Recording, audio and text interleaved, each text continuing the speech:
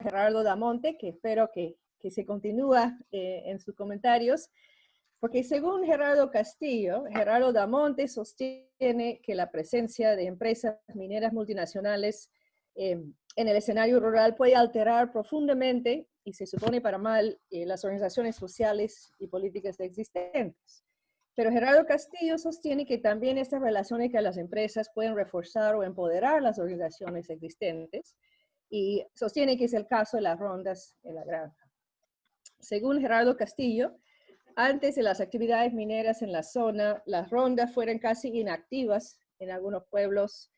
Además, habían dos estructuras en competencia entre sí, con diferentes intereses, etc. Y él sostiene que debido a la falta de presencia del Estado y de entidades del gobierno, el proyecto extractivo necesitaba interlocutores locales, y esto de alguna forma moldea la función y las dinámicas internas, pero en su opinión eso los ha empoderado, ¿no? Es decir, las rondas son actores significativos en el escenario político y un mediador poderoso entre las familias, el Estado y la empresa minera, ¿no? Ayudan, la empresa mira las rondas para reclutar gente para programas de empleo, para repartir programas sociales, etc., ¿no? Y aquí lo que resalta, que creo que es bien interesante, es la limitada autoridad de los políticos elegidos, ¿no?, en comparación con la que tienen las rondas. Gerardo Castillo señala que el Estado es percibido como, en el mejor de los casos, ausente, en el peor de los casos, activamente apoyando intereses privados extranjeros.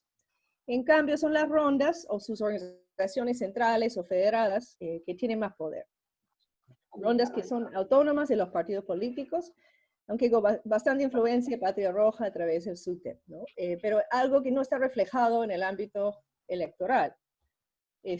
Incluso los ve como un poder paralelo al gobierno local, con más flexibilidad, con más capacidad de organización y con más capacidad de ser interlocutor con la empresa.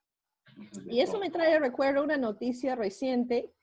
No sé si ustedes vieron, donde el alcalde de Querócoto en Chota ha sido detenido 2 veces en esta cuarentena por estar en estado de ebriedad y en fiestas no autorizadas. Y quienes lo denuncian son los líderes de las rondas, ¿no?, seguidos por ciudadanos que les insultan, les critican en redes, les tiran cosas. Y como mínimo esto sugiere o refuerza lo que dice Gerardo, la decadencia y poca legitimidad social que tiene la autoridad municipal, el gobierno local, ahora en manos de Acción para el Progreso, Alianza para el Progreso, del partido de Acuña, ¿no? Es interesante el contraste. Directamente, la comunidad campesina, comunidad nativa, para asentamiento Vaso de Leche, trabajar ahí. Yeah. Acá no se verifica. Ok. Bueno, un cuarto y último aporte que quiero señalar aquí, que creo que es muy sugerente, muy interesante, es la lente de análisis de género que aplica Gerardo en este estudio. Aunque no fue el objetivo central del estudio, él hace varias observaciones sobre las diferencias entre hombres y mujeres y los cambios en sus roles y relaciones en el contexto del proyecto minero. Hay muy pocos estudios que analizan minería de género en el país todavía, y los que conozco, los que existen, tienden a concentrarse y enfatizar mayormente todos los impactos negativos de la actividad minera sobre las mujeres, ¿no? Enfatizando, por ejemplo, el aumento del trabajo doméstico, las chacras, mientras los hombres se benefician más de los programas de empleo nuevos y de la movilidad mayor que genera trabajar con la minera. Y aunque la vida previa en las sociedades agrarias fue muy dura para las mujeres también, donde no tuvieron autonomía, sometida a la autoridad de sus padres, sus esposos, no tienen derechos de propiedad o representación política, los estudios existentes, los estudios recientes suelen concluir que los cambios no han sido tan propicios para las mujeres como los hombres. Como señalan Leida Pérez y Lorena de la Puente, por ejemplo, en un trabajo reciente sobre minería de género en Apurímac, el doble jornada persiste o hasta se convierte en triple jornada para las mujeres en zonas mineras, porque tienen que asumir la casa, los niños y también todo lo que es la chacra, por ejemplo. Incluso las mujeres más ancianas, las que no pueden hacer estas 3 cosas, tienden a quedarse más atrás y ser las más excluidas en esas dinámicas, ¿no? Y bueno, en ese tema también Gerardo nos ofrece matices. No todas las mujeres en la granja tienen la misma experiencia y ni la misma percepción de lo que les ocurre. Entre las jóvenes hay una sensación mayor de mejora, por ejemplo, porque más oportunidades de empleo remunerado o más oportunidades de migrarse e irse a la ciudad o otro lado, ¿no? Algunas abren empresas y proveen servicios para el proyecto minero, y otros que él señala recuerdan con cariño el pasado, ¿no? Cuando no había los vicios, no había los malogrados que hay ahora, ¿no? Otros miran el pasado y le comentan a Gerardo qué bien que las cosas están mejorando porque las prácticas del pasado eran terribles, ¿no? Su balance sobre las transformaciones de género en este contexto es ambiguo también. Dice que las relaciones de género son, cito, otra dimensión del poder que está siendo transformada por el desarrollo minero en curso. Aunque el trabajo en las chacras es visto como secundario o complemento al ingreso familiar, Gerardo encuentra que las mujeres se están apropiando de más de las ganancias de esto y levantando sus voces para tener más representación en la localidad.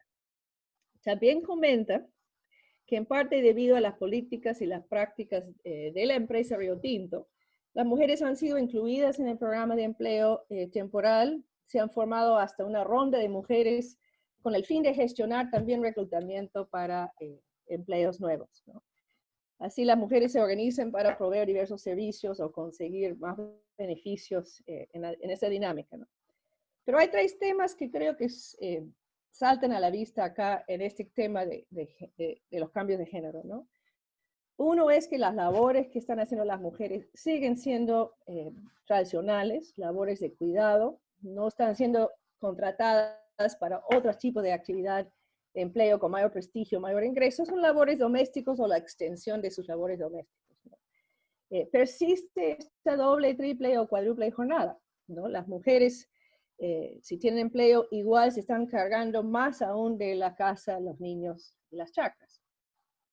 Y también estos cambios generan nuevas tensiones y violencias bastante palpables, ¿no?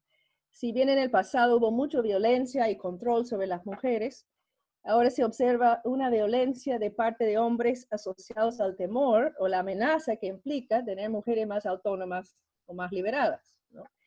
Sin duda, dice Gerardo, el progreso local en cuanto a la autonomía de las mujeres es enfrentado con gran resistencia, ¿no? Con acusaciones de infidelidad, divorcio, separación de familias y violencia física, ¿no? Entonces, creo que es una mirada también con las matices y con la cercanía que nos ayuda mucho a pensar, sino anticipar las dinámicas que ocurren en estos espacios, ¿no? Y termino con una pregunta, ¿no? Y la pregunta no es una pregunta justa porque no es realmente sobre el trabajo, sino sobre el después, ¿no? El trabajo de campo y las entrevistas fueron realizadas hace 7 años, en 2013. 2 años después, cuando había mucho movimiento, ¿no? 2 años después, el Río Tinto anuncia que van a parar el proyecto y la actividad baja bastante, Gerardo lo menciona. Desde entonces hasta la publicación de este libro, el proyecto ha estado frenado, aunque la empresa todavía tiene la opción de, creo que hasta 2024 para desarrollar, ¿no?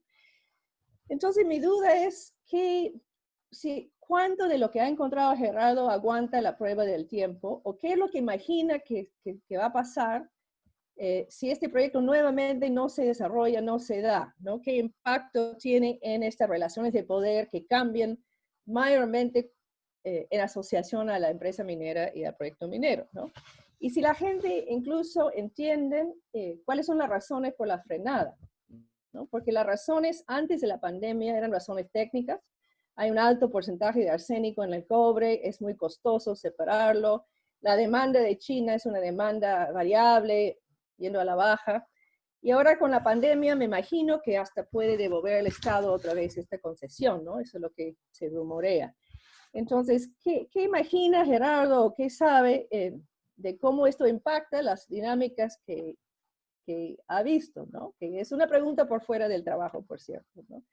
He visto algunas citas de sus informantes, Por ejemplo, un joven dice, la peor cosa que me puede pasar es que el proyecto deja la granja y yo debo regresar a la chacra. Temo el abandono del proyecto porque nos provee empleo y nos hemos acostumbrado a este tipo de trabajo, ¿no? ¿Qué va a pasar? Es el ciclo normal de sube-baja de un proyecto minero, pero sería muy interesante reflexionar al respecto, ¿no? Cierro agradeciendo el aporte de este estudio de caso. Creo que es el ejemplo para muchos de cómo hacer un estudio de caso que provoca tantas cosas, eh, porque está hecho con mucha calidad y mucha fineza, ¿no? Y también llamando al diálogo interdisciplinario con otros para trabajar varios de esos temas, ¿no? Gracias. Muchas gracias, Cintia. Perfecto con el tiempo. Ahora le vamos a dar la palabra al profesor Gerardo Damonte. Profesor Damonte es, bueno, profesor de la casa de la especialidad de antropología y también investigador y principal en GRADE.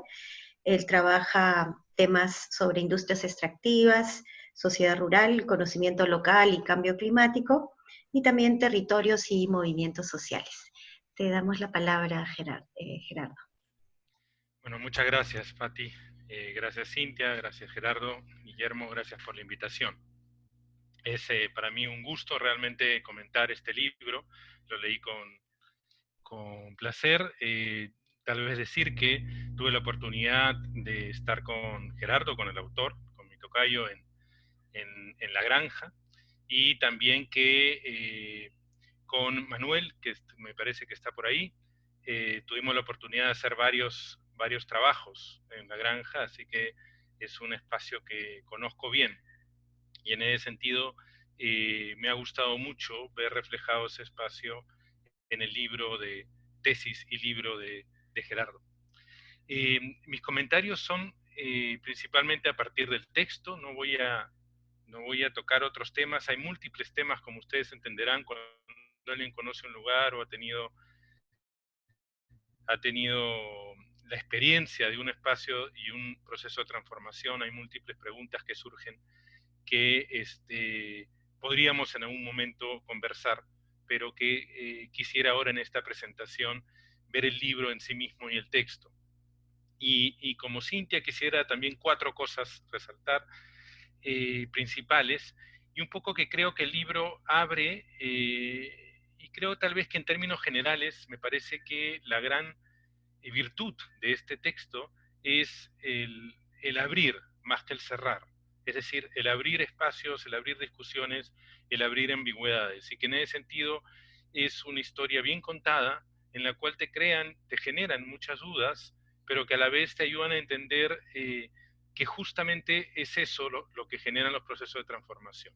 Es decir, un conjunto de zonas grises en donde uno puede o buscaría entender. Y en ese sentido abre la puerta a un conjunto de investigaciones que podrían darse. En términos generales, antes de entrar a las cosas específicas, también quiero decir y resaltar que me gustó la entrada de Gerardo en el sentido en que tiene estas distintas líneas, ¿no? Acceso, producción, como son como capítulos que en realidad luego se van articulando. Y me hizo recordar algunas formas literarias, en realidad, de escribir, que me pareció también un aporte en sí mismo en términos de estructura, porque hace más ameno la lectura y también te genera una necesidad de poder articular distintos temas dentro de una realidad que siempre es cambiante y compleja. Entonces, pasando ya a las cuestiones más específicas. Lo primero es algo que creo que que es común en la antropología, pero que no es tan común en términos de otro tipo de aproximaciones, y tampoco en la literatura sobre minería, que es esta base más bien etnográfica, en lo que son testimonios, recuerdos, experiencias locales, ¿no? Como está en el título del libro. ¿Y por qué me parece importante? Porque me parece que Gerardo trata de manera correcta estas experiencias en su contradicción y en su discrepancia, que es algo que a veces no se toma. Hay muchos trabajos en donde más bien el texto o la experiencia sirve para afianzar algún tipo de idea. Y en ese sentido me parece correcto también. Pero también me parece correcto esta entrada de poder mirar la historia y la experiencia, o la historia a partir de la experiencia, como una historia que cambia. como una historia que cambia y que cambia según la experiencia de cada individuo o de cada grupo. Entonces todos sabemos nosotros por nuestras propias vidas que la historia se va reescribiendo día a día y que podemos mirar de distinta manera lo mismo, ¿no? Entonces eso nos lleva a pensar que en realidad lo objetivo como tal no lo es tanto, y que la verdad, de hecho, de la historia o de un proceso no está no lo podemos encontrar realmente en un análisis, entre comillas, objetivo, sino en esa ambigüedad de distintas formas en que se ve esa historia. Obviamente, los que hemos trabajado, por ejemplo, teoría en términos de Estado, antropología del Estado, sabemos que hay formas de afianzar una historia oficial o hay formas de generar un tipo de historia, digamos que es la historia hegemónica, si se quiere llamar.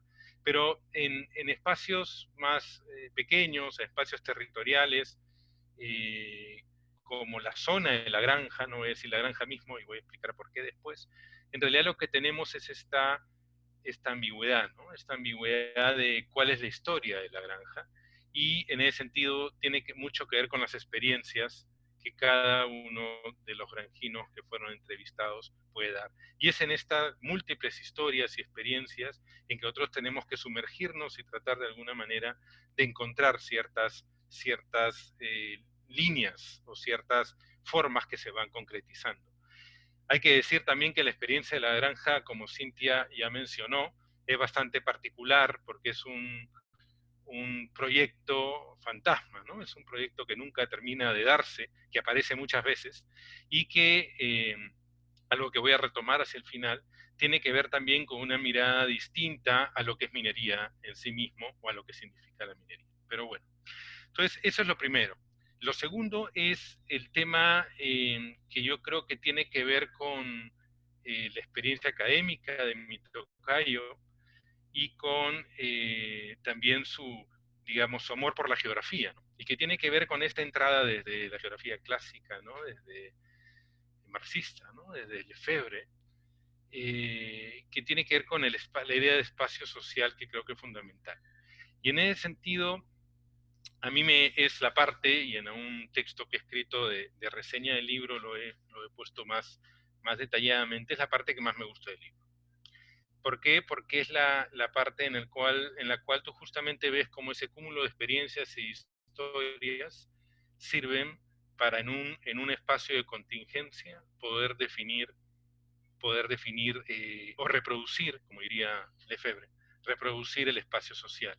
Y entonces, para los que están familiarizados con la idea de producción del espacio social, esta siempre se hace de distintas miradas, y de distintas miradas que están transversalmente generada de distintos puntos de poder. Y como buen marxista, Lefebvre hablaba de una lucha, si se quiere, o de una tensión política entre esas miradas, que eran las que generaban entre sí una articulación, una interacción hacia el espacio social. Entonces yo creo que entrar así se condice mucho con lo primero que dije, es decir, con la idea de que estas contradicciones son básicas para el argumento mismo del libro y que constituyen la materia prima para justamente hablar de la granja en términos ambiguos y de reproducción constante, ¿no?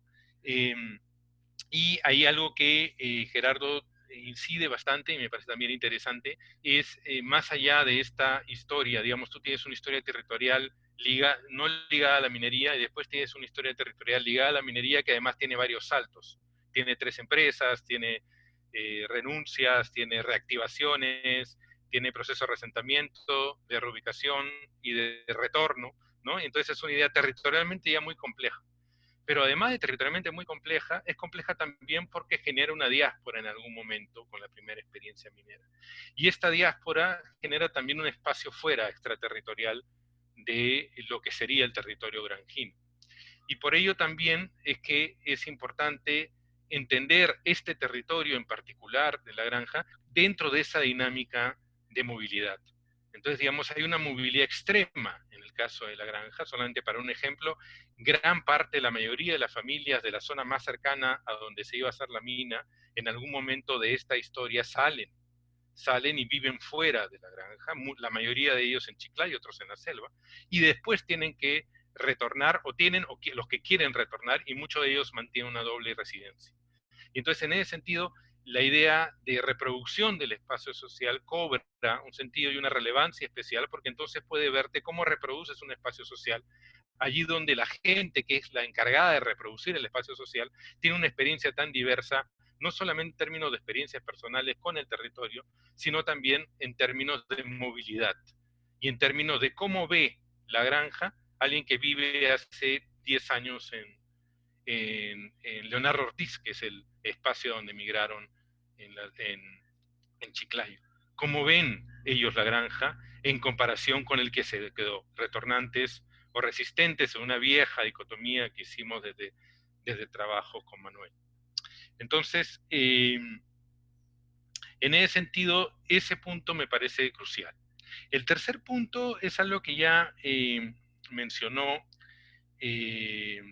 Cintia, y que es el tema del proceso histórico. Y otra vez creo que esta necesidad de hacer el proceso histórico es necesaria en la medida en que si tú entras de una idea de reproducción del espacio social y de conflictos entre miradas, necesitas una mirada histórica.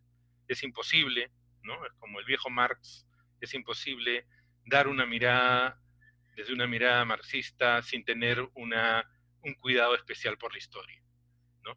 Y entonces, en ese sentido, si se sigue a Lefebvre, se sigue también esta necesidad de una mirada de longue durée, ¿no? Una mirada de largo aliento, que es complicada.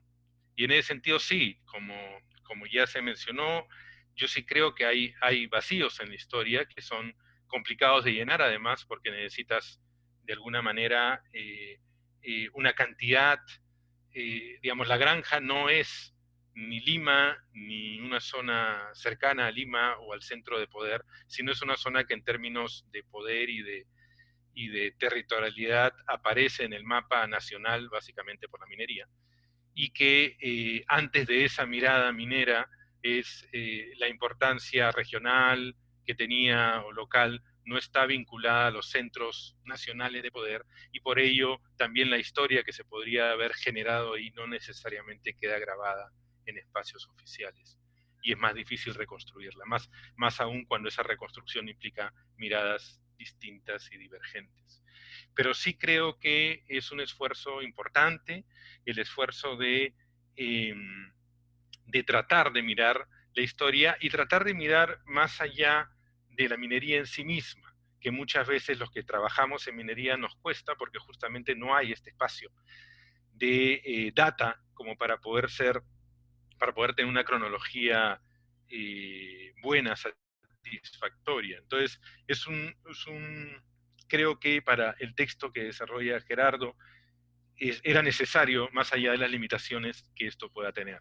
Y sí creo que es una idea que es bueno tenerla, porque en estudios mineros, y en eso me incluyo yo también, muchas veces miramos con una lupa demasiado fuerte el proceso minero en sí mismo. Y nos podemos perder de vista los procesos previos a la minería.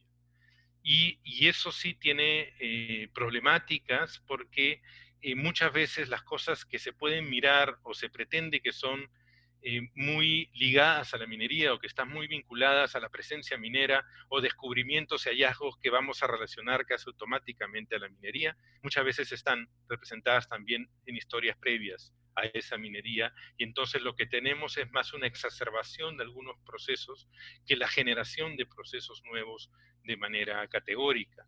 Esto se puede ver mucho, por ejemplo, y esto lo he visto yo en trabajos propios también, cuando hay familias o tensiones entre familias, entre sectores, entre comunidades, que esas tensiones se van a ver exacerbadas o se va a ver un movimiento de alianzas, digamos, en el contexto de la minería, pero no necesariamente es que la minería está generando esta tensión entre espacios y facciones, sino que exacerba tal vez ya historias más viejas sobre esas dinámicas políticas, ¿no?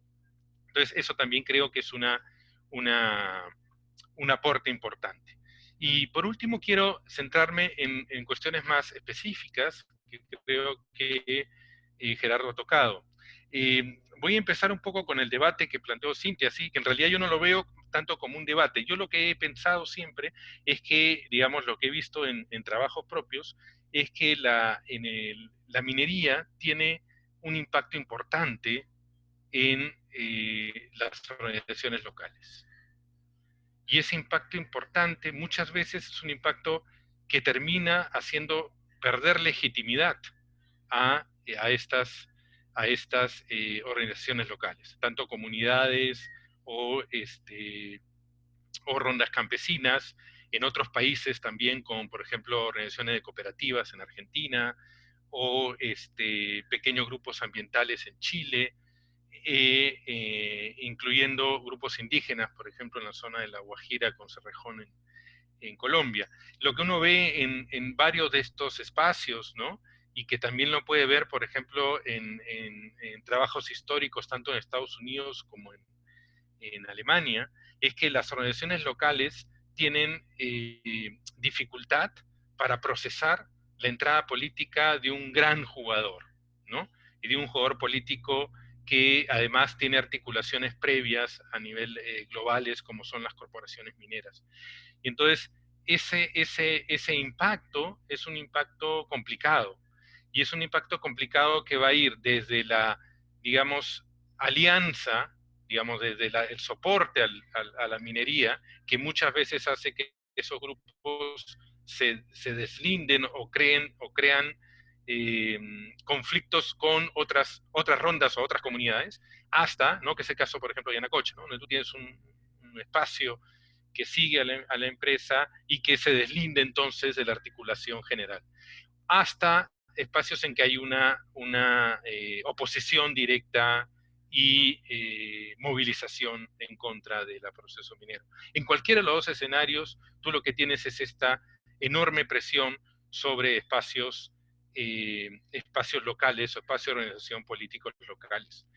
Y el texto que cita mío Gerardo Castillo es un texto en el que yo encontraba, en el cual yo veía que había un detrimento de esta funcionalidad y legitimidad del espacio local. En el caso de la granja, y esto sencillamente es una anécdota en realidad, es que por motivos X, más bien yo fui con la gente con quien trabajamos, con el equipo con quien trabajamos, con Manuel, con otra gente desde Grade, que justamente recomendamos que hubiera un acercamiento a las rondas desde la empresa minera.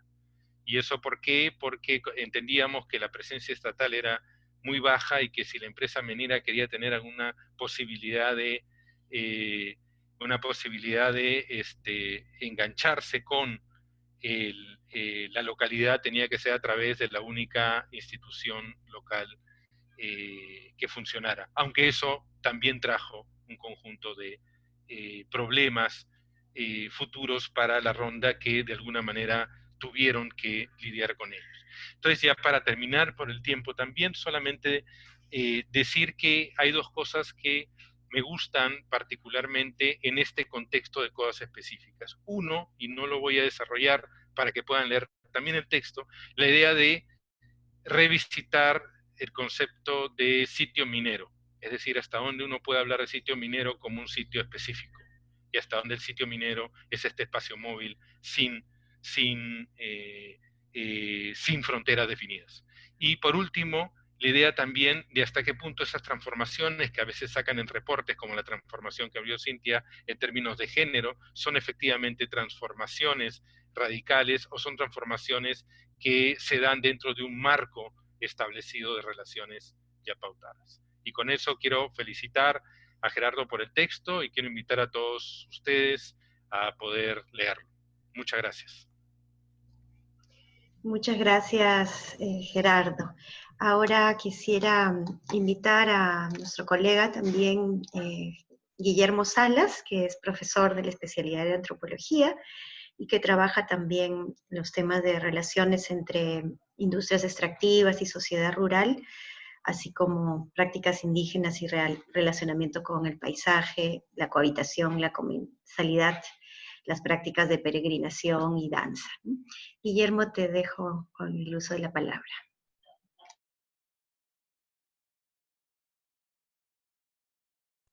Ok, Guille, no tu había puesto mi micrófono. micrófono. Ok, buenas tardes. Muchas gracias, Patti, por la invitación a comentar. No sé si Gerardo se ha desconectado o yo no lo veo, lo veía allí y ya no está. ¿Has sacado el No, video? sí, sí está, sí está. Ok, ya lo vi. Y nada, felicitar a Gerardo por el libro. Es una alegría muy grande para un académico, ¿no? Publicar un libro y de esta calidad en una editorial muy reconocida que va a tener un alcance bastante más allá de las fronteras de nuestra comunidad académica local. Y uno por eso y otro por la calidad del trabajo. Este es un trabajo que su primera vida es la tesis de doctorado, ¿no? Y soy testigo presencial del trabajo que le ha costado a Gerardo transformar la tesis de doctorado en un texto que es relativamente corto, ¿no? Entonces es difícil, no es una cosa fácil, algo que uno ha trabajado durante años y que, claro, o sea, tiene una extensión mucho más grande que este libro, lograr condensarlo de esta manera concisa por las restricciones mismas del formato del editorial, ¿no? En un texto que yo creo que va a ser este formato que sea mucho más accesible en términos también de extensión del texto, ¿no? Es un texto que te dice muchas, muchas cosas en una extensión muy corta.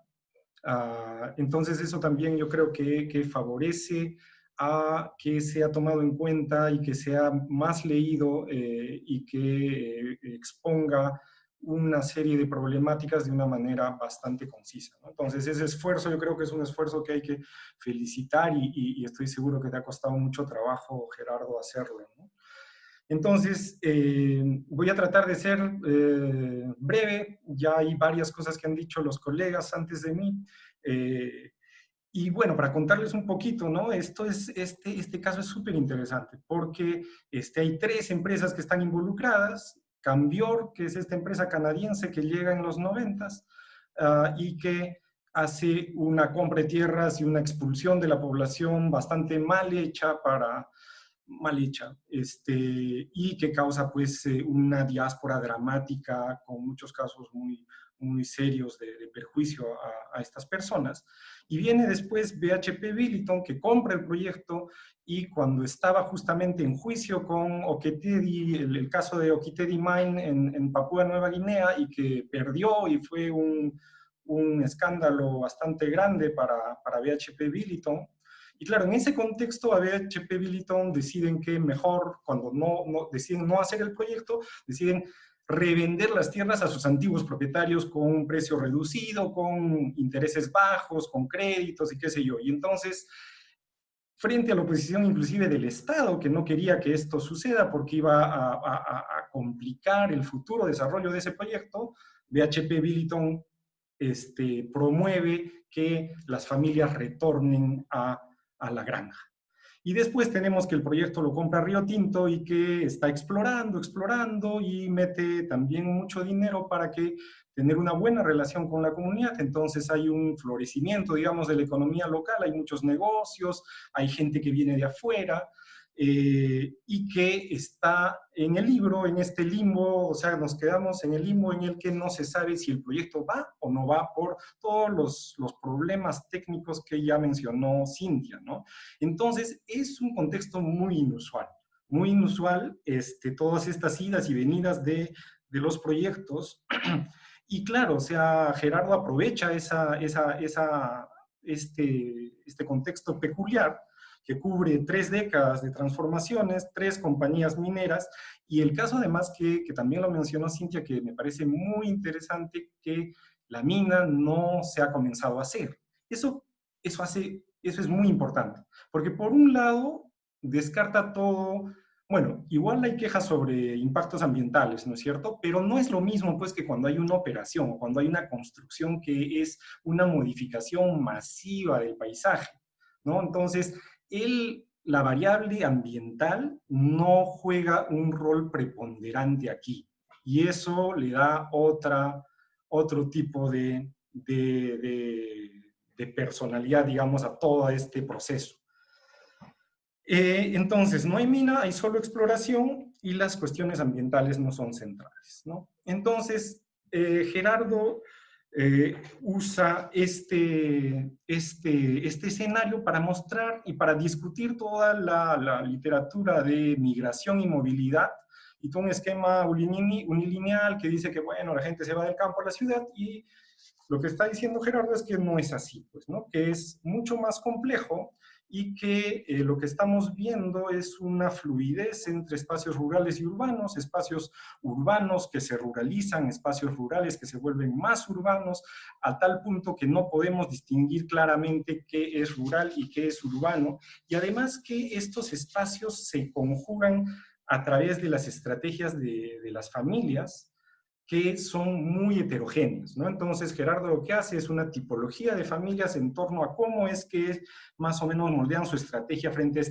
a este proceso. Hay quienes resisten, hay quienes son oportunistas y llegan cuando hay esta reactivación económica por Río Tinto, hay los que retornan y hay los que se van y no vuelven, ¿no? Entonces, esta tipología también es súper útil para poner un poco o sea, simplificar, digamos, la gran complejidad de los casos. Cada caso de cada familia es complejo en sí mismo, y mostrarnos esta fluidez en la movilidad que está vinculando espacios rurales y urbanos, y que las familias están tomando decisiones y implementando estrategias en muchos casos, con poca información y con mucho riesgo, ¿no? Entonces es realmente duro poder, porque uno se puede equivocar y se puede equivocar mucho, ¿no? Y estas decisiones de ir a vivir aquí, allá, comprar tierras en la costa,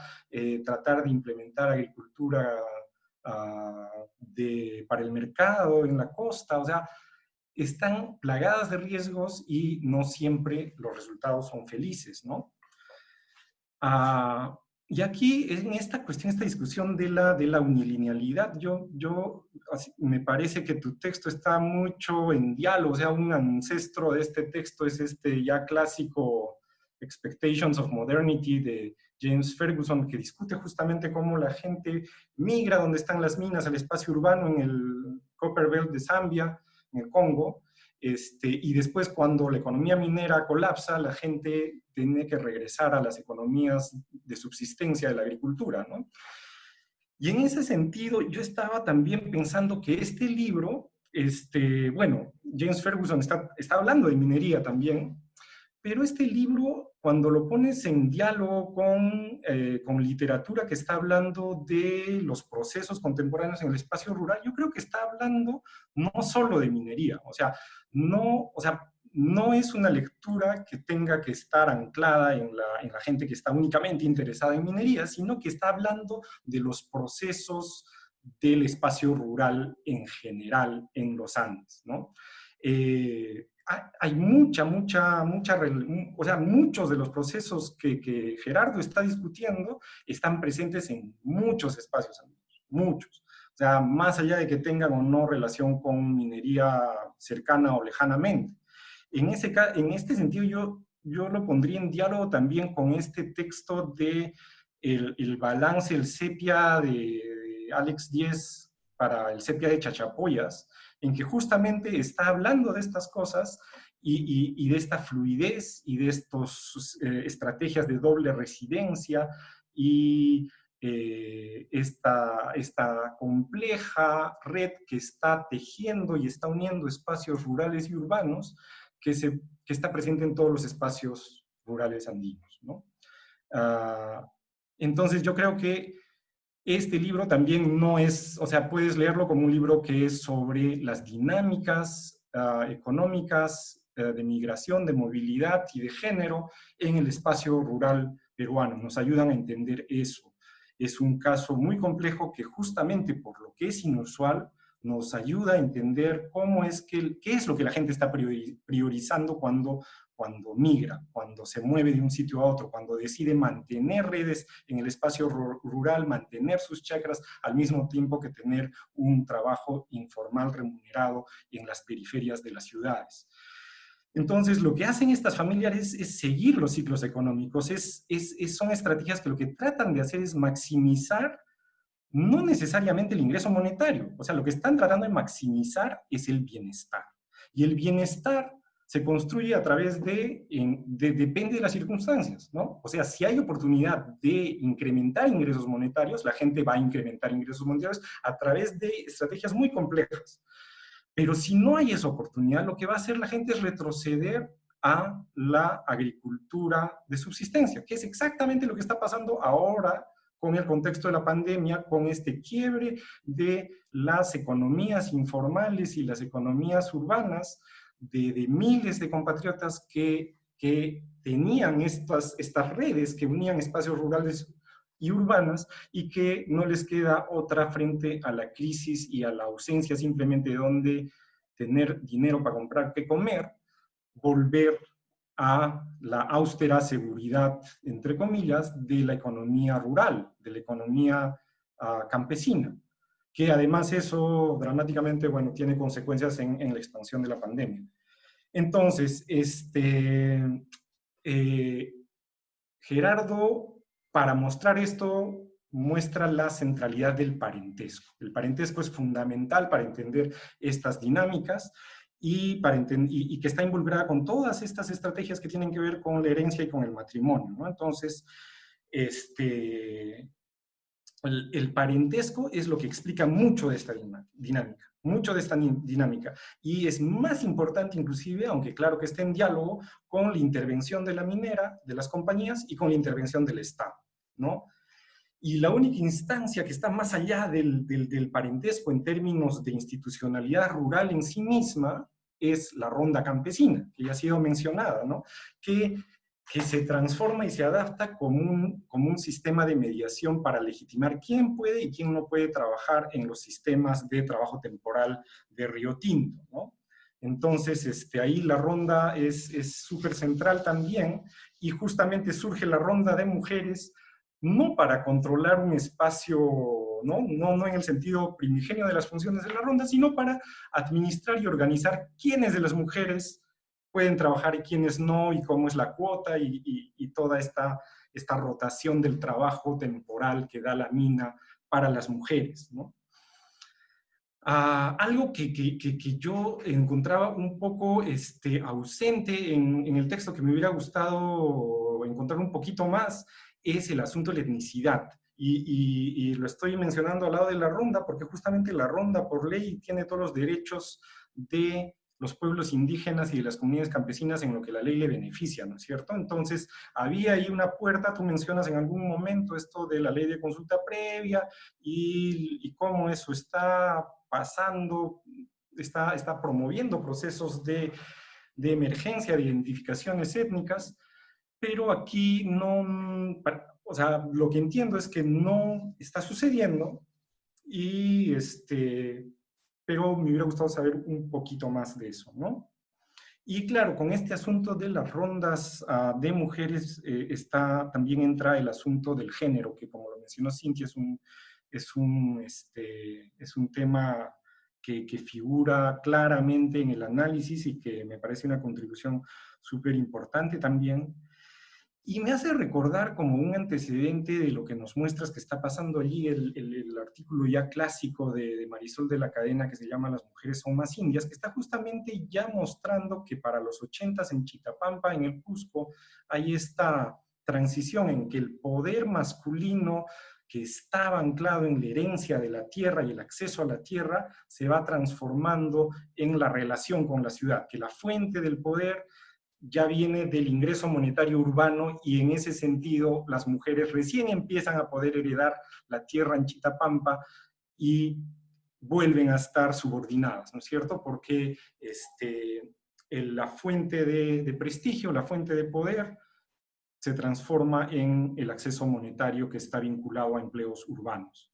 Entonces, aquí lo que tenemos es un escenario que, en el escenario previo de las relaciones de parentesco que nos muestra Gerardo en el libro, se parece mucho a esa Chitapampa, donde el poder masculino estaba basado en la herencia de la tierra, Y esta transformación lenta en el cual las mujeres acceden a mayor educación, acceden a trabajo remunerado, hay entonces el consiguiente separaciones, hay madres jefas de familia que son madres solas, y hay, digamos que, una democratización, una mayor igualdad de género, pero que hay un largo camino, ¿no es cierto?, por recorrer para hablar de una igualdad en sentido más estricto, y que aquí la cosa se complica, porque la tierra, en el contexto de Río Tinto, con la posibilidad de que Río Tinto comience a explotar la mina, la tierra pues cambia de valor, ¿no? La tierra no es importante por los productos agrícolas que pueda dar, sino la tierra es importante por su valor de cambio. De ser importante por su valor de uso, pasa a ser importante por su valor de cambio, y las familias tienen una serie de estrategias que Gerardo explica muy bien para maximizar su acceso a la tierra, para acumular más tierra, de modo que cuando venga el proyecto y cuando haya posibilidad de compensación por reubicación, estas familias puedan beneficiarse más de la mina, ¿no? Entonces, los varones tienen mucho interés también en seguir manteniendo su propiedad de la tierra, y en ese sentido, la feminización de la tierra allí no se da como Marisol, digamos, lo está prefigurando, y como Marisa Remy, por ejemplo, lo elabora más centralmente en sus análisis justamente sobre la feminización del campo, ¿no? Entonces, tenemos un proceso en el que el género está, un análisis, un trabajo que integra muy claramente el género como un eje de jerarquización social sumamente importante. Para finalizar, a mí me gustaría mencionar estas visiones de futuro con las que está por terminar el libro, que son muy interesantes, y que vuelvo a este caso de la incertidumbre, ¿no? Estas familias no saben qué va a pasar.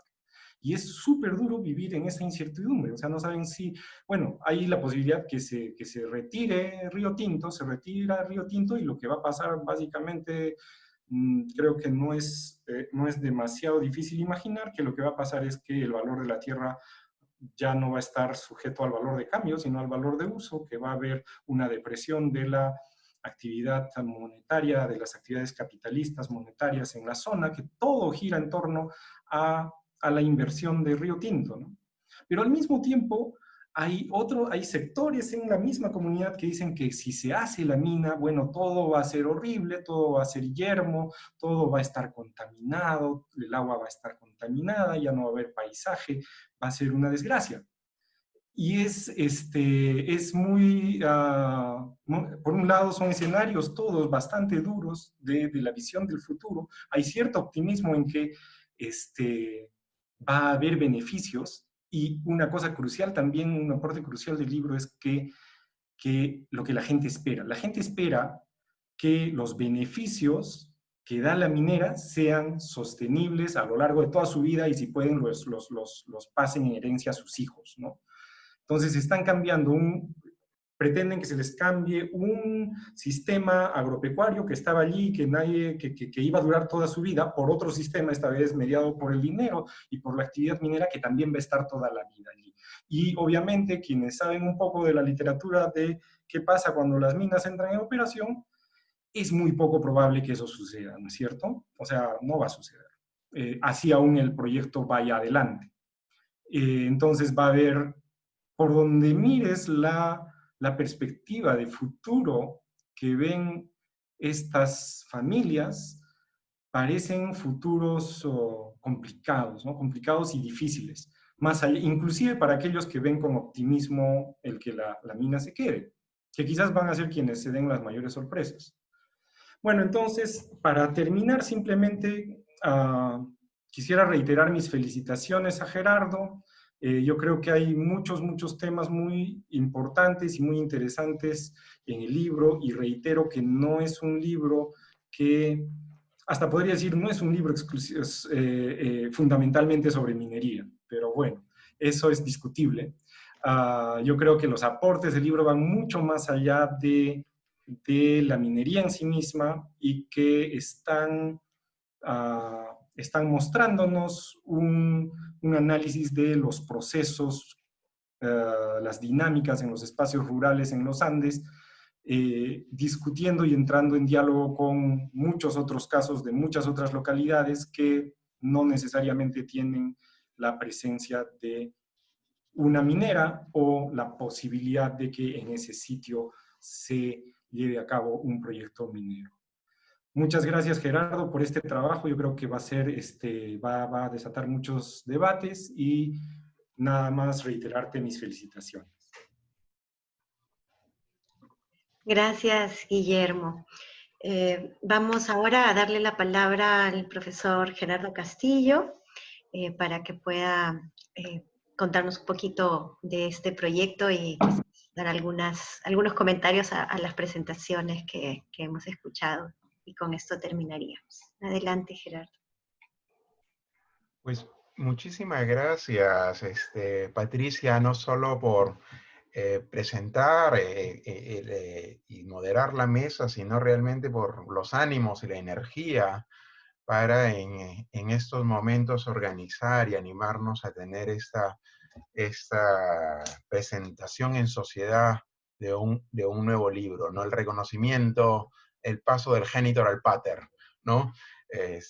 Realmente gracias. Realmente gracias también y muy buenas tardes a todos ustedes, colegas y amigos, ¿no? Por estar aquí y justamente hacer posible, muy alineados con estos tiempos, ¿no? De aislamiento, interconexión que experimentamos, ¿no? Hacer posible este encuentro y este diálogo, que tal como han señalado mis colegas, espero que en los matices y en sus contradicciones, ¿no? pueda ser parte de su, no quiero decir utilidad, porque eso suena sumamente utilitario, ¿no? De su escaso valor que pueda tener, ¿no? Y realmente es pues algo que uno tiene que repetir, y eso degrada, ¿no? Nuestros amigos economistas dirían que la inflación de las palabras disminuye el valor, pero realmente agradezco muchísimo a Cintia, a mi tocayo Gerardo y a Guillermo, ¿no?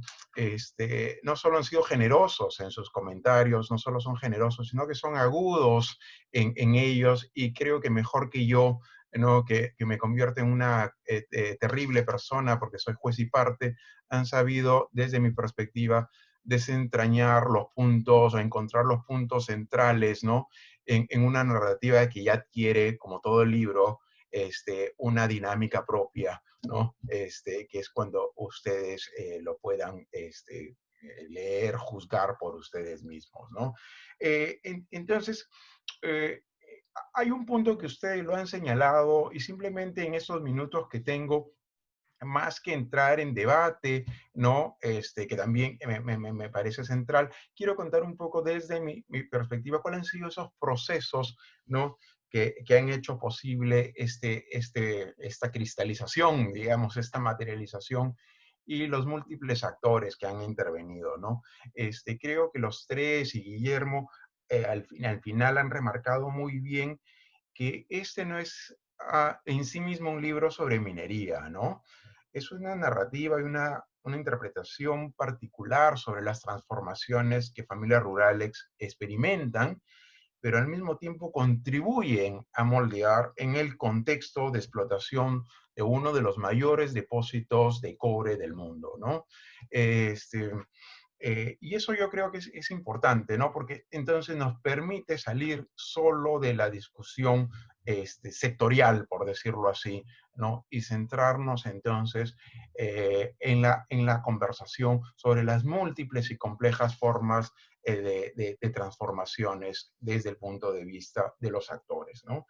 Y bien, también mi colega y tocayo, ¿no? Ha señalado de que para ello, además nosotros cuando estamos ahí en los cursos, espero que varios alumnos estén presentes, ¿no? En los proyectos de campo, los proyectos de investigación, la importancia del marco teórico, ¿no?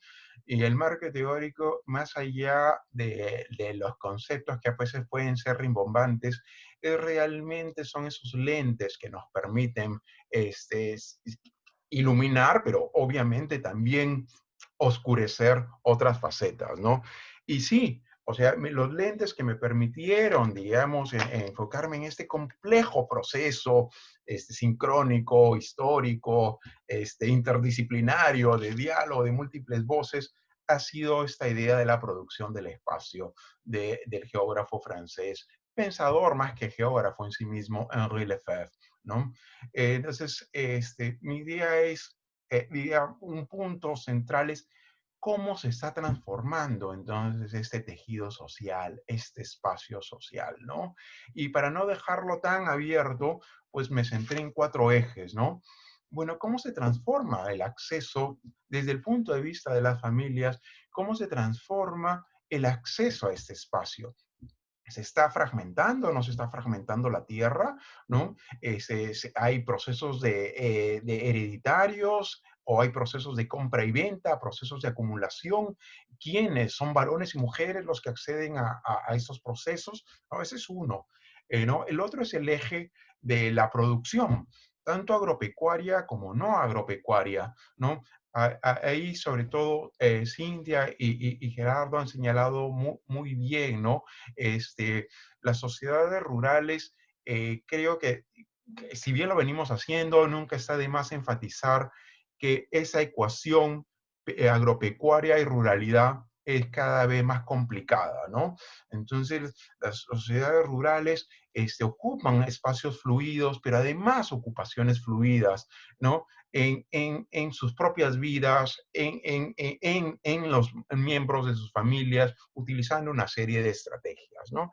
Y a eso va el otro eje, ¿no? La idea de la movilidad. Incluso movilidad antes que migración, que siempre nos da una idea de mayor permanencia, ¿no? Entonces, es debatible y no voy a entrar, digamos, no es un libro en sí mismo sobre migración, pero sí sobre movilidad, ¿no? Porque la movilidad creo que entraña dos rasgos que son fundamentales, que ustedes los han señalado, ¿no? El desplazamiento, pero también la fijación. Para poder desplazarme, construyo una red, ¿no? Entonces, el desplazamiento no es solo el punto de partida y el punto de llegada, sino que a la vez se va a convertir punto de partida de otros nuevos ciclos, ¿no? Sino que en estas experiencias justamente se construyen las redes, ¿no? Y algo ahí que me parece clave, que desde la antropología hemos marcado mucho, ¿no? Y aquí en discusión, creo, con alguna de la literatura que muy bien han señalado ustedes, ¿no? Antes que territorio, lo que se afectan, lo que se activan, ¿no? Son relaciones sociales, ¿no? Estas relaciones sociales de vecindad, de pertenencia a una localidad, de pertenencia a una organización como la Ronda Campesina, fundamental. Después voy a hacer ahí una pequeña anotación, pero sobre todo, como bien lo señala Guillermo, ¿no? Relaciones sociales que pasan por el parentesco, ¿no? Un parentesco consanguíneo, pero un parentesco que se construye también a través de la alianza, ¿no? Para ser súper clásicos en la antropología, ¿no? Y a través de serie de mecanismos simbólicos como el compadrazgo, ¿no? Que supone un mecanismo poderoso, pero también supone ciertos límites, ¿no? Al tipo de relación que se establece, ¿no? Entonces, totalmente de acuerdo, les agradezco. No es un libro únicamente sobre minería, sino mi reflexión, creo, y espero, bueno, cuán o bien lograda, eso lo juzgarán ustedes, es sobre las transformaciones de familias rurales, ¿no? Y yo creo que ahí entonces es clave hablar un poquito de dónde vienen estos intereses, ¿no? Y yo ahí quiero señalar cuatro o cinco temas muy breves, espero no irme mucho en tiempo, que han marcado este libro. No quiero decir cerrar un proceso, porque los procesos no se cierran, son como dice Walter Benjamin, viejos fantasmas que vuelven a aparecer, ¿no? Obsesiones. Pero para mí me marca mucho la experiencia, primero en el pregrado y después como de trabajo en comunidades campesinas del sur andino, en el Cusco, a través de un proyecto de desarrollo, ¿no? De una ONG regional, el CEDEP-AYU, de la mano con Alexander Chávez, Dominique Van der Borg, que creo que está acá, y Patricia Ames, que participó también de esa experiencia, ¿no? Una experiencia de transformación, en un sentido era un proyecto de irrigación, de tratar de mejorar las condiciones de vida y organizativas de esas poblaciones a través de un proyecto de irrigación.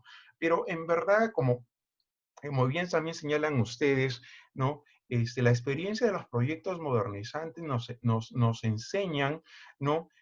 Que estos resultados no son ni homogéneos, ni lineales, ni necesariamente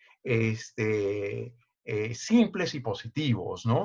Está lleno de complejidades y de ambigüedades, ¿no? Entonces yo creo que eso es fundamental, ¿no? Y en un sentido puedo decir de que esa hasta ahora sigue siendo mi reflexión, ¿no? ¿Cuáles son las complejidades y matices de esas transformaciones, ¿no? De sociedades rurales andinas de cara a procesos de urbanización, mercado, que implican las relaciones de transformaciones de género, ¿no? Muy bien, Guillermo mencionaba el estudio de Chitapampa, es un lugar en que yo estuve, y justamente eso me parecía importantísimo. En un momento en que no se hablaba, salvo en algunos espacios académicos de relaciones de género, era evidente, ¿no? Las nuevas situaciones, ¿no? Que se producían, no obviamente sin resistencia. Yo estoy totalmente de acuerdo con lo que señala Cintia y mi tocayo acerca de los límites de estas posibilidades, ¿no? En la ampliación de las autonomías de las mujeres, ¿no? Es clarísimo, no hay una idealización, creo. Sin embargo, para usar la vieja jerga marxista, ¿no? Que bien mi tocayo también ha señalado, que la uso, cambios cuantitativos pueden suponer cambios cualitativos, ¿no? Entonces, ahí hay una larga tensión, ¿no? Y que tiene que ver con procesos estructurales, pero también con agencia, ¿no? Ese es, digamos, un primer punto, entonces, mi interés está más en la sociedad, en las transformaciones de la sociedad rural, ¿no? Guillermo bien ha señalado, mi tesis no quería, porque puede sonar pues muy a autobombo, mi tesis de maestría fue una comparación de la migración rural urbana en Zambia y en el Perú, ¿no? Y mi eje para analizar ello, esta comparación fue Ferguson, ¿no? Entonces yo creo que sigue existiendo consciente o inconscientemente, o explícita o menos explícito, este diálogo entonces con las transformaciones que implican proyectos modernizantes, ¿no? Hay un segundo punto, ¿no? Un segundo tema, y disculpen que empiece medio personal. De chico me maravillaban, ¿no? Las historias de mi padre, ¿no? Él nació en un pequeño poblado en la margen izquierda de la Huaca, ¿no? En Piura, ¿no? A la margen izquierda, discúlpenme, se llama La Huaca el lugar, en la margen izquierda del río Chira, ¿no? Entre Paita y Sullana, ¿no? Entonces, cuando yo lo visitaba, es realmente un pequeño pueblo en una zona semiárida, ¿no? De Piura. En esa época todavía había algo de algodón, ahora es azúcar para el biodiesel, ¿no? Y me parecía increíble que en sus narraciones esté la despepitadora inglesa o los comerciantes ambulantes europeos que iban recurriendo a los lugares, o las bebidas importadas desde Estados Unidos a través de Paita, ¿no? Entonces eso, que parte de un interés muy personal, una vivencia muy personal, siempre me ha quedado muy anclado. Es esta idea de las interconexiones, ¿no? De las escalas, ¿no? Que los lugares locales no son locales en sí mismos, ¿no? Son locales porque están fijados, digamos, en una territorialidad, ¿no? Pero se construyen siempre, ¿no? De manera global, ¿no? No es en diálogo siquiera, no es posible entonces hablar de una localidad per se, ¿no? Entonces, el caso de la granja me parece interesantísimo, como bien lo han señalado, ¿no? La producción no es solo implica diferentes voces, sino diferentes escalas, ¿no? Que vienen entonces desde primeras compañías, joint ventures germano-peruanas, una compañía japonesa, y ya en la historia más reciente, la conexión con una compañía canadiense en el contexto de un Estado autoritario que intenta mostrar al mundo que el Perú se ha pacificado, ¿no? Pues con Candior, ¿no? Y posteriormente los engranajes y los diálogos que hay entre empresas corporativas de gran escala como son BHP Billiton y Río Tinto, en conversación, en diálogo, en tensión, en negociación con estados, con gobiernos, ¿no? Pero también con instituciones locales, ¿no? Yo creo que ese es el segundo gran punto de mi interés, ¿no? Que ustedes muy bien lo han notado, ¿no?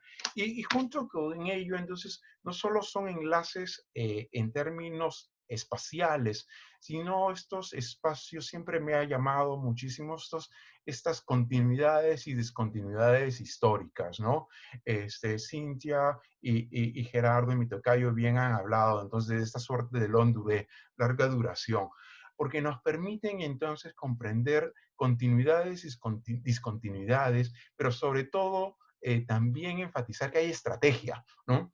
Que las personas, las instituciones van a utilizar herramientas, ¿no? Que son contextuales, ¿no? A los procesos que van viviendo, ¿no? Que no es una mera, entonces, recreación sobre la nada, ¿no? Que hay una memoria colectiva, que hay procesos que se han aprendido, procesos que vienen detrás, ¿no? Y muchos de los cuales tienen que ver poco con la minería, con el proyecto minero, ¿no? Entonces, ese es otro tema, ¿no?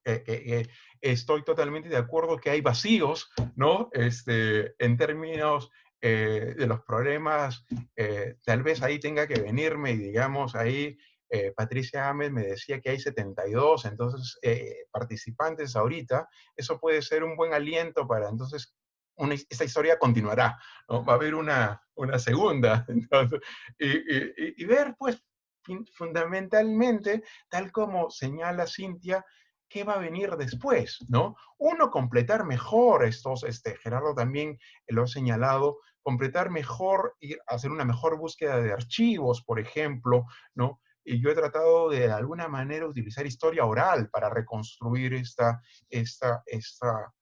procesos, ¿no?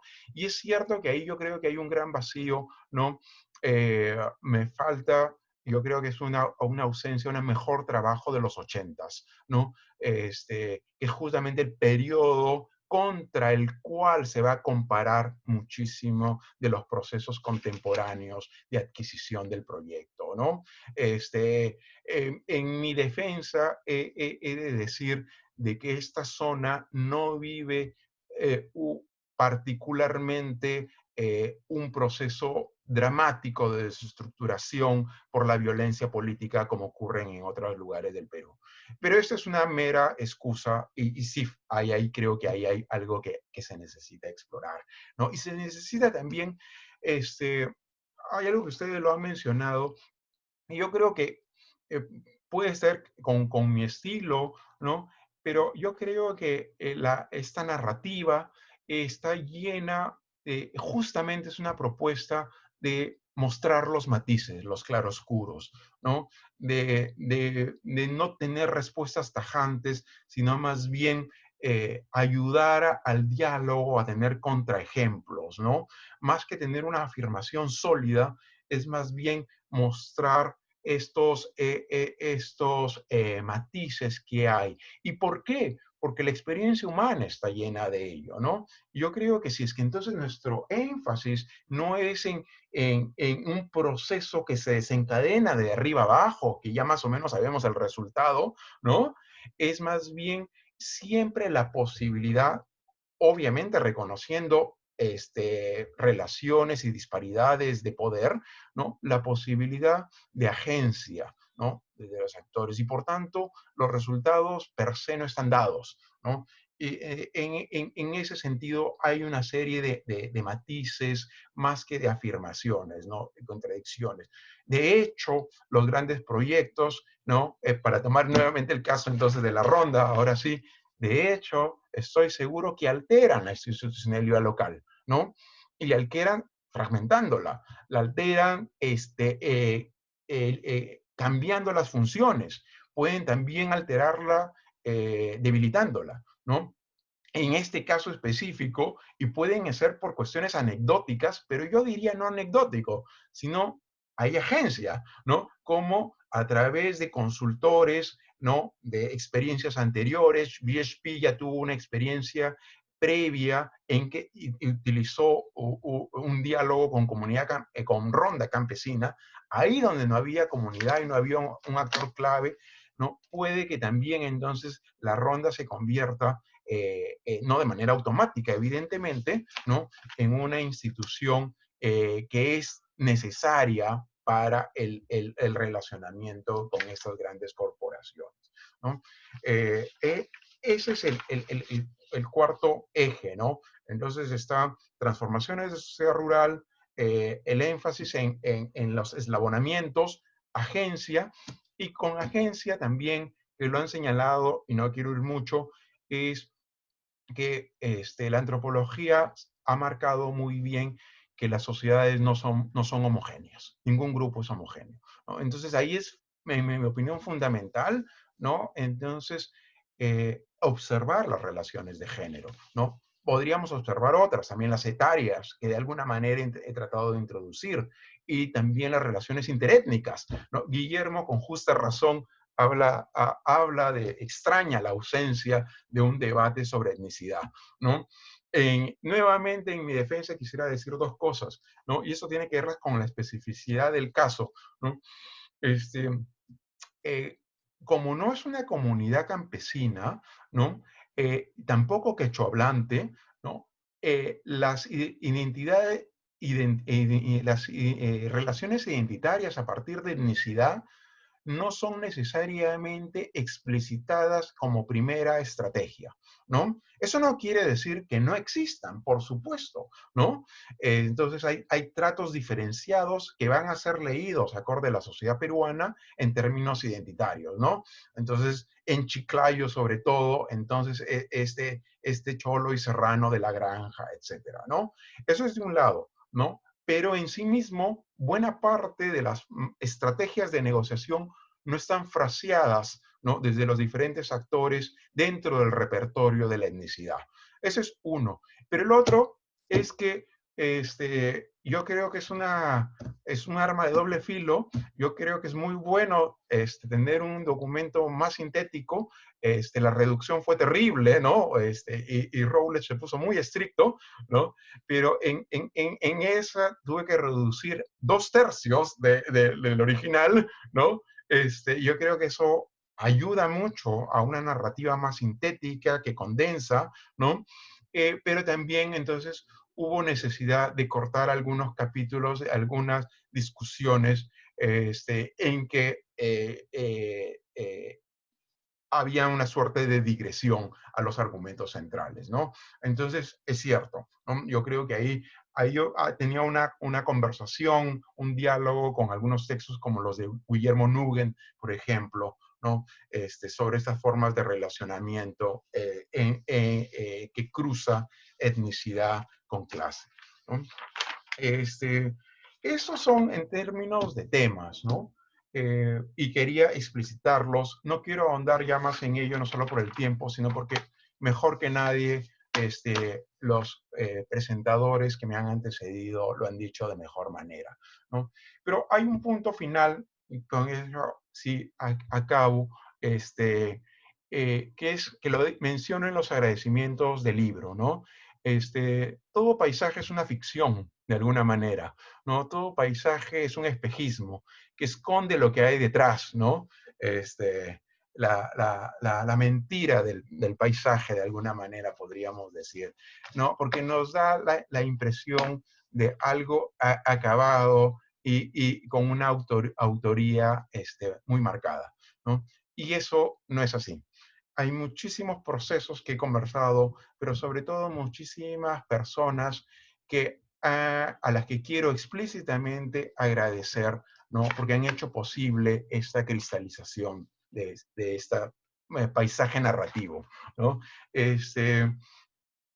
No quiero olvidarme, el 2015 para muchos es una experiencia traumática, la finalización de las tesis doctorales, ¿no?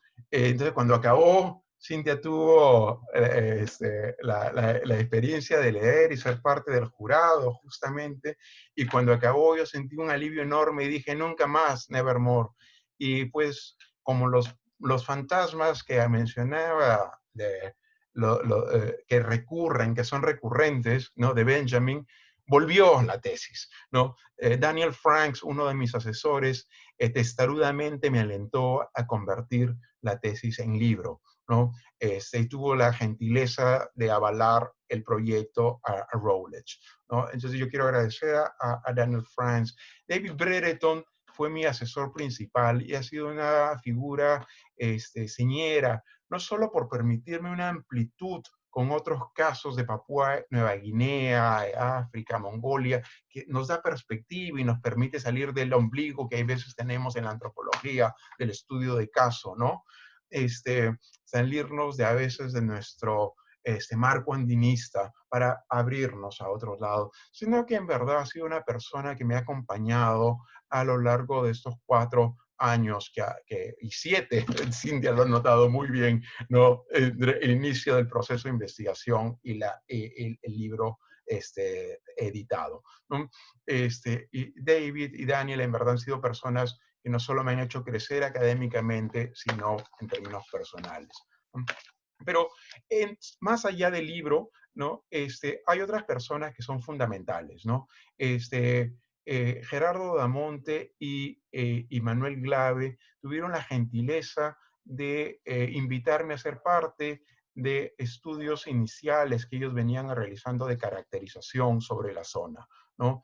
Esto no solo me permitió familiarizarme con el caso, ¿no? Sino lo que es realmente importante, me ha permitido unas largas y fructíferas conversaciones, ¿no? Sobre las cuales se han nutrido entonces muchos de los debates que yo vengo sosteniendo, ¿no? Además está decir de que las equivocaciones se deben a mi poca comprensión de la riqueza de los debates sostenidos con Manuel y con Gerardo, ¿no? Pero además han habido muchísimas personas que han leído la investigación, además de Cintia, Flavio Figalo, Carlos Monge, Norma Fuller, ¿no? Discúlpeme que se me dan muchísimas personas, entonces eso es mezquino. Matt Himley, Rebecca Ramsey han leído borradores y han enriquecido, ¿no? Además está decir de que esta investigación, por la calidad misma, en términos no de calidad por la característica misma cualitativa, hubiese sido simple y llanamente imposible sin la cercanía y la generosidad de las familias y de las personas de la granja, ¿no? Ahí quiero agradecer explícitamente a la familia Guevara Segura, ¿no? Que literalmente me acogió, ¿no? Y permitió entonces ampliar mis relaciones de parentesco, ¿no? Ahora somos compadres. Hay algunas personas que no quiero dejarlas de nombrar, ¿no?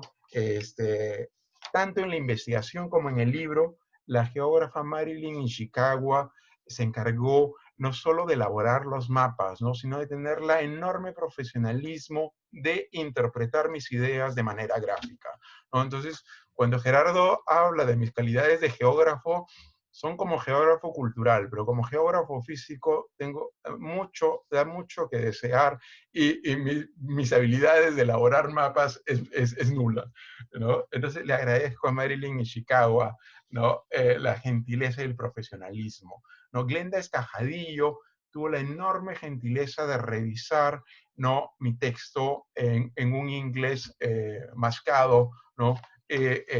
Ayudarme a entrar en el diálogo con los editores de Routledge, ¿no?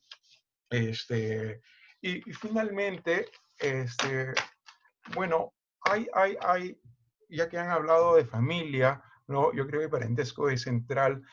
Como todos sabemos, quienes hacemos investigación, ¿no? Y docencia, buena parte de nuestra labor sería imposible si no hay una red que nos acoge, ¿no? Nos acoge en su cotidianidad y nos acoge en nuestro crecimiento, en nuestro desarrollo, ¿no? Entonces, mis padres han sido invalorables en ello. Pero además, en casa, Margaret Mead y Laura Soria, ¿no? Han sido mi soporte diario, ¿no? Laura no solo me ha introducido a tener una mirada de género, ¿no? En cada una de mis observaciones, sino que ha sido una lectora acuciosa y muchas veces poco concesiva, ¿no? Con lo que venía escribiendo, ¿no? A ella realmente le doy mi mayor gratitud, ¿no? Y no quiero acabar, ¿no?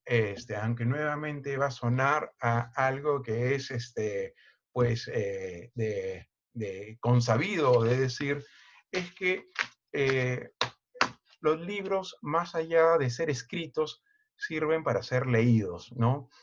Disfrutados, desechados, odiados, es otra cosa, ¿no? Entonces, por eso les agradezco muchísimo el estar reunidos este día y estas horas, ¿no? No solo para comentar los libros, este libro, discúlpeme, sino tener la oportunidad de iniciar un diálogo que espero que, como la historia de la granja que comentaba Cintia, continúe con incertidumbre, pero que permanezca. Muchísimas gracias a todos ustedes. Muchísimas gracias, Gerardo. Creo que todos quisieran aplaudir por esta presentación. Bueno, yo no quiero entretenerlos más, pero quisiera terminar agradeciendo a nuestros presentadores el día de hoy, a Cintia, a Gerardo y a Guillermo, y por supuesto al autor por este libro. Como ya ha mencionado Gerardo, nos conocemos hace mucho tiempo, hemos compartido diversos espacios, las aulas y diversos espacios laborales, y en todos ellos Gerardo siempre se ha caracterizado por su curiosidad, su observación inteligente del entorno y su rigurosidad, y por supuesto su dosis de humor. Entonces, para todos los que lo conocemos, lo leemos, es un gusto presentar este nuevo libro, y le deseamos a este libro una larga vida, que sea muy leído, que sea muy discutido, y por supuesto también disfrutado por todos ustedes. Muchas gracias a todos por su participación el día de hoy, y nos esperamos en otras actividades de nuestra especialidad. Hasta pronto. Mil gracias. Hasta pronto. Cuídense.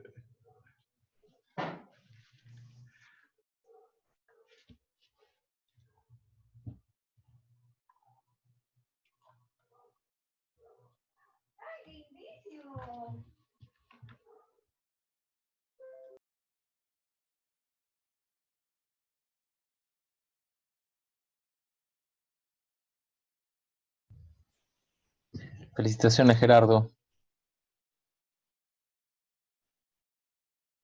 Gracias, Juanca. Realmente está así, ya un tris, ¿no? De revelar mis sentimientos, ¿no? Es emocionante. Pero iba a parecer un reality show, así que no. Tuve que Bueno, contenerme. Es muy bonito. Está bien, está bien. Sí, Bueno, gracias. un fuerte abrazo, Gerardo. Gracias, para ti también, para todos ustedes. Bueno. ¿Sabes que todos seguimos acá escuchando tu charla, no?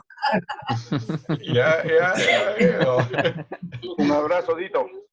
Gracias. Un abrazo de acá de Huacho para ti con todo afecto y cariño. Gracias, también, Gerardo. Éxitos. Felicitaciones. Han visto que es un espacio. Desde Huacho estamos siendo escuchados. Gracias, Marco. Un abrazo enorme. Un abrazo. quedan muy lejos de ir y volver, y después para regresar a un segundo.